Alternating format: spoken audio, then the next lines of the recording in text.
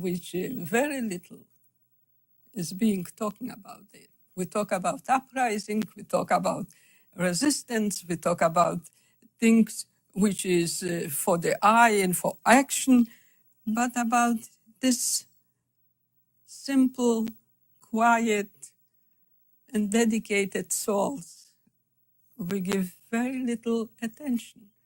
And I think history has to see them a little bit more sharp. As soon as my teacher shared Vladka's story, I was engrossed. I wanted to know more about this courageous woman. She told me about how Vladka smuggled weapons, food, and even children in or out of the Warsaw ghetto. Vladka's story is one rich with love. While in the ghetto, Vladka's mother starved herself so that she could save food and give her son the chance to have a bar mitzvah. That was a mother's love. Vladka read illegal books to continue learning and taught the children in the ghetto.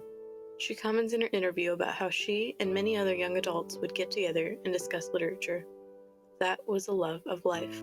After losing her family, Vladka had to rely on the only people she had left, her found family, the resistance fighters.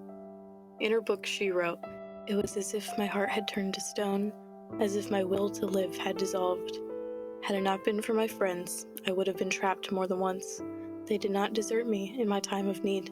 These were the people that got her through everything. These were the people she fought for. That was a love for her people. The love Vladka Meed had for all her people and for life itself gave her the strength to resist and make it out of all the difficult situations she endured during the Holocaust. All the love and quiet resistance she had seen from everyone around her inspired her and pushed her to survive. When reading Vladka's book On Both Sides of the Wall, there were times when I just had to set the book down for a moment and think to myself, this is real. This happened to real people. Like most stories we hear about the Holocaust, it is difficult to fathom. Despite the brutality of these situations, there is a light that peeks through the lines of this book and reverberates through the words of her interview. A compassion that is shared between the people suffering the same nightmare and demonstrated through the lengths people went to help others. Love is resistance.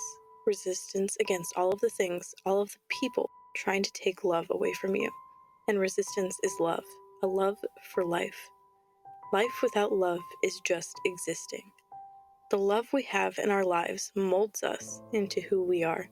It makes us strong enough to resist. Vladka wanted to inspire the generations that follow to remember that the quiet acts of love and resistance can change and save lives.